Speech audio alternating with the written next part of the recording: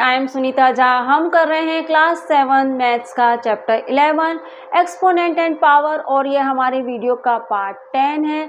Student हम कर रहे हैं एग्जाम्पल 9, तो बिना टाइम वेस्ट करे हम एग्जाम्पल 9 स्टार्ट कर देते हैं। तो एग्जाम्पल 9 है एक्सपेंड करना है। यहाँ पे आपको 2 क्वेश्चन दिए गए हैं, इन्हें आपको करना है एक्सपेंड। तो सिंपल है, बहुत ही इजीली हम इनको कर लेंगे।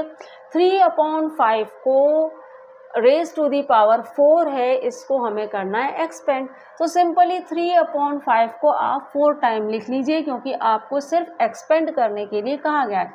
तो 3/5 को मैं 4 टाइम लिख लेती हूँ बस सिंपली, और आ गया मेरा आंसर। इसी तरह से मैं -4/7 को 5 टाइम एक्सपेंड कर दूं, क्योंकि यहाँ पे रेज टू दी पावर 5 है।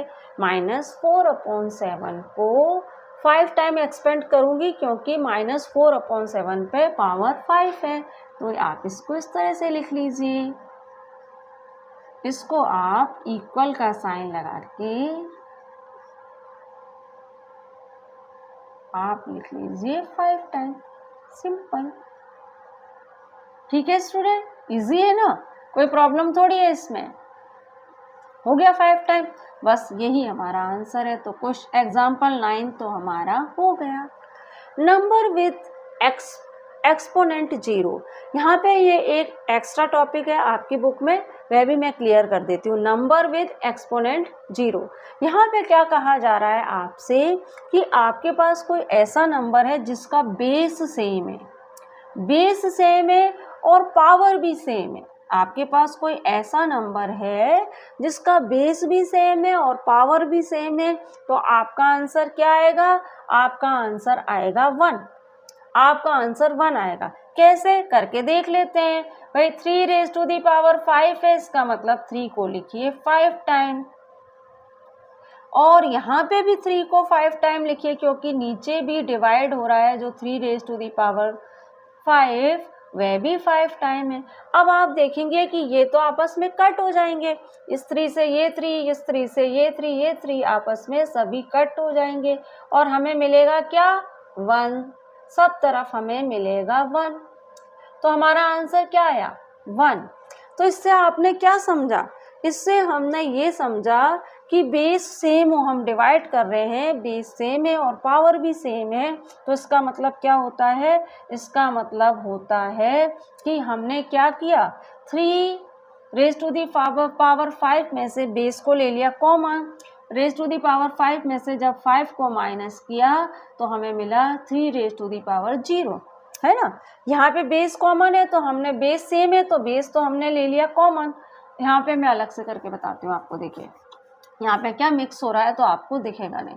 अब यहाँ पे देखिए, यहाँ पे बेस सेम है, बेस सेम है तो बेस तो मैंने ले लिया कॉमन, और 3 और न्यूमरेटर की पावर में से डिनोमिनेटर की पावर को माइनस किया तो मुझे क्या मिला? 3 रेज टू दी पावर 0। समझ गए? बेस कॉमन ले लिया, न्यूमरेटर की पावर में से डिनोमिनेटर की पावर को माइनस किया तो मुझे मिला 3 रेज टू दी पावर 0, और 3 रेज टू दी पावर 0 का मतलब क्या है? 1 है ना। मैं आपको बता चुकी हूँ, किसी भी नंबर के ऊपर 0 पावर लगती है तो उसका मतलब 1 होता है, और कैसे यह भी हमने क्लियर कर लिया। ठीक है स्टूडेंट, अब हमने एग्जाम्पल 9 कर लिया है, अब हम एग्जाम्पल 10 भी देख लेते हैं। अब हम एग्जाम्पल 10 देख लेते हैं। Right exponential form 4 time 8 taking base as 2। यहाँ पे कहा जा रहा है कि 4 टाइम 8 है, उसकी आप एक्सपोनेंशियल फॉर्म बनाइए, लेकिन आपको बेस रखना है 2। 4 टाइम 8 है, उसकी एक्सपोनेंशियल फॉर्म बनानी है, लेकिन बेस 2 होगा। इस तरह से आप इस क्वेश्चन को करेंगे। तो देखिए आप 4 टाइम 8 है, तो इसका मतलब क्या है? 4 टाइम 8 है तो ये किसके इक्वल है? 4 टाइम 8, 4 टाइम 8 का मतलब है 8 रेज टू दी पावर 4। ठीक है, अब 8 रेज टू दी पावर 4 जो है, इसका बेस मुझे मानना है 2, और फिर उसको एक्सपोनेंशियल फॉर्म में लिखना है। 8 रेज़ टू दी पावर का 4 का बेस मानना है 2 और फिर उसे लिखना है एक्सपोनेंशियल फॉर्म में। तो आपको पता है स्टूडेंट कि एक सिंगल 8 जो होता है वो 3 टाइम 2 के इक्वल होता है। एक सिंगल 8 जो होता है वो 3 टाइम 2 के इक्वल होता है। 3 टाइम 2 का मतलब क्या है, 2 रेज़ टू दी पावर 3, है ना। 3 टाइम 2 इक्वल 8, आप मल्टीप्लाई करके देख लीजिए। 3 टाइम 2 जो होता है वो 8 के इक्वल होता है और 3 टाइम 2 का मतलब होता है 2 रेज़ टू दी पावर 3। अब 3 टाइम 2 अगर 2 रेज़ टू दी पावर 3 है तो इसका मतलब क्या है, ये 8 के इक्वल है। ये किसके इक्वल है, 8 के इक्वल है। और अगर 8 पे पावर 4 लगी है तो मैं इसके ऊपर भी पावर 4 लगा सकती हूँ, है ना। तो मैं इसके ऊपर भी पावर 4 लगा सकती हूँ। 3 टाइम 2 है 8 के इक्वल, 8 के ऊपर पावर 4 लगी है तो मैं 3 टाइम 2 के ऊपर भी पावर 4 लगा दूंगी। तो इसका मतलब ये है कि यहाँ पे भी 8 के ऊपर 4 पावर ही लगी है, जैसे कि यहाँ पे लगी है 8 के ऊपर 4 पावर। इतना आपको क्लियर हो गया। अब यहाँ पे हम एक्सपोनेंट एंड पावर का एक लॉ यूज़ करेंगे, taking power of a power. Taking power of a power, आप देख रहे हो कि 2 रेज़ टू दी पावर 3 है और उसके ऊपर भी एक पावर लगी है। तो यहाँ पे एक्सपोनेंट एंड पावर का एक लॉ है जिसमें बेस है a, उसके ऊपर पावर लगी है m और उस पावर के ऊपर भी एक पावर लगी है n। और यहाँ पे इसको आप क्या समझें, इसका मतलब आप ये समझें कि a बेस है और m और n पावर आपस में मल्टीप्लाई हो रहे हैं। ये क्या है, लॉ ऑफ एक्सपोनेंट है, लॉ ऑफ एक्सपोनेंट है, लॉ ऑफ एक्सपोनेंट है ये। ठीक है स्टूडेंट, अब इसको पढ़ा कैसे जाएगा, 2 raise to the power 3 multiply 4 time with itself. इसको कैसे पढ़ा जाएगा, a raise to the power m multiply n time with itself. इस तरह से हम इस तरह के नंबर को पढ़ते हैं जब पावर के ऊपर भी पावर होती है। 2 raise to the power 3 multiply 4 time with itself, a raise to the power m multiply n time with itself. अब आप देख रहे हो कि ये जो आपका ये जो लॉ है, यहाँ पे ये जो नंबर है आपका 2 raise to the power 3 multiply 4 time with itself, ये कुछ इस तरह से है।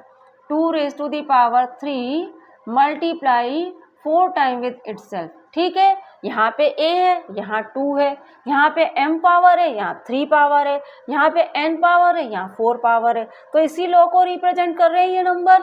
ठीक है, अब यहाँ पे हमको इसको इस तरह से बना देना है, इन नंबरों को इस तरह से बना देना है।